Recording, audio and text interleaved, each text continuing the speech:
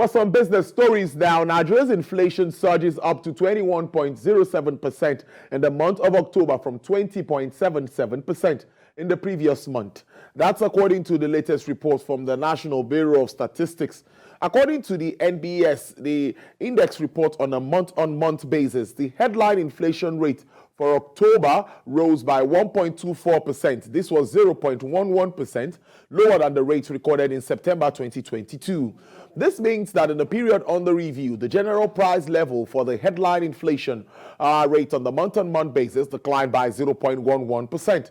The report also shows that food inflation rate rose to 23.72% on an annual basis, a 5.39% higher compared to the rates recorded in October 2021. The rise in food inflation is caused by increases in prices of bread and cereals, food products, potatoes, yam and other tubers, oil and fat.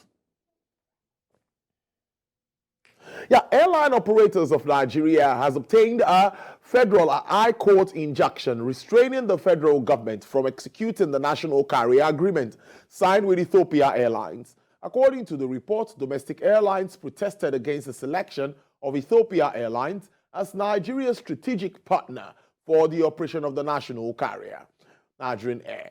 The local airline operators are against the partnership, despite the Minister of Aviation's Mr. Ade Sirika stating that other foreign airlines snubbed FG's request for partnership.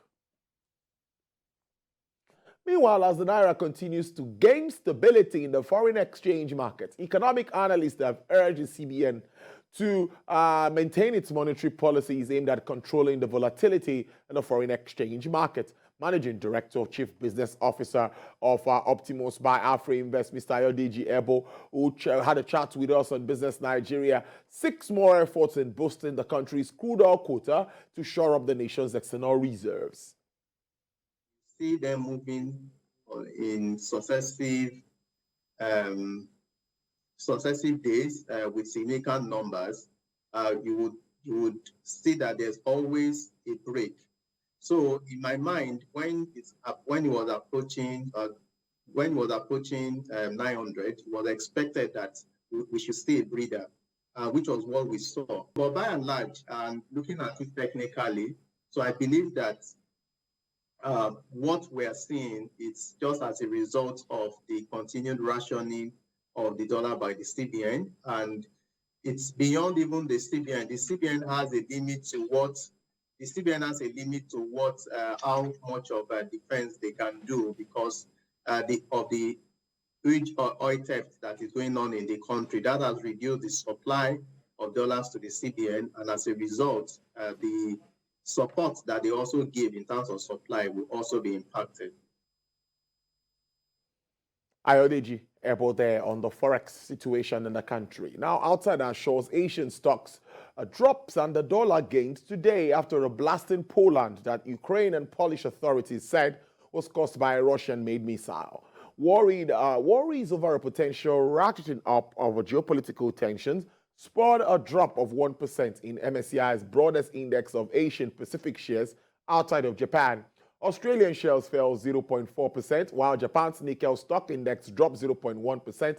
Hong Kong Hang Seng index shed 1.1%, and China's CSI 300 fell 0.4% by the midday break. U.S. stock futures and S&P 500 E- fell 0.2%. In early European trade, the Pan-Region Eurostock 50 futures lost 0.9%. German DAX futures dipped 1%. FTSE futures fell 0.5%. Now, crude oil supply to the parts of Eastern and Central Europe via Druzhba pipeline has been temporarily suspended. The suspension is due to the explosion in the village in eastern Poland near the Ukrainian border that raised alarm among NATO countries. According to reports, Russian rocket hit a power station close to Belarus border that provides electricity for a pump station, which led to the stoppage. The suspension was confirmed by Slovakia's Transpetrol and also cited technical problems for the Ukrainian side as a reason for the suspension.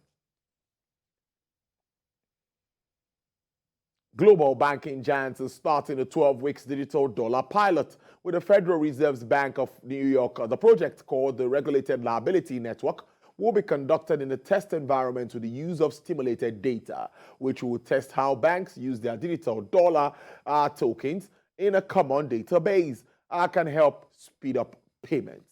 Amongst the financial companies participating in the experiment alongside New York Fed's Innovation Center are Citigroup Incorporated, HSBC Holdings PLC, MasterCard Incorporated, and Wells Fargo & Co. Michele Neal, heads of New York Fed's Market Group, is optimistic that the use of the central bank's digital dollar will speed up settlement times in currency markets.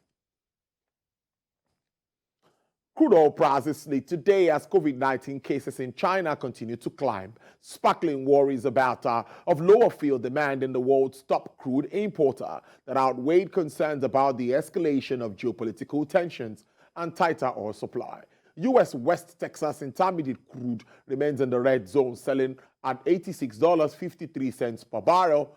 That's with a downward price review of 0.45%. Brent crude futures experienced a price decline of 0.27%, selling for $93.61 per barrel.